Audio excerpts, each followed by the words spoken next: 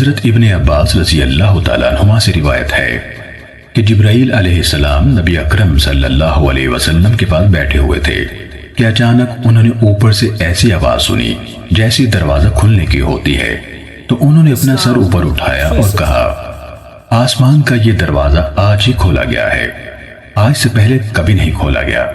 اس سے ایک فرشتہ اترا تو انہوں نے کہا، یہ ایک فرشتہ آسمان سے اترا ہے، یہ آج سے پہلے کبھی نہیں اترا۔ اس فرشتے نے سلام کیا اور آپ صلی اللہ علیہ وسلم سے کہا، آپ کو دو نور ملنے کی خوشخبری ہو جو آپ سے پہلے کسی نبی کو نہیں دیے گئے، ایک فاتحہ الکتاب یعنی سورہ فاتحہ اور دوسری سورہ بقرہ کی آخری آیات۔ آپ ان دونوں میں سے کوئی جملہ بھی نہیں پڑھیں گے مگر وہ آپ کو عطا کر دیا جائے گا۔ صحیح مسلم حدیث نمبر 1877۔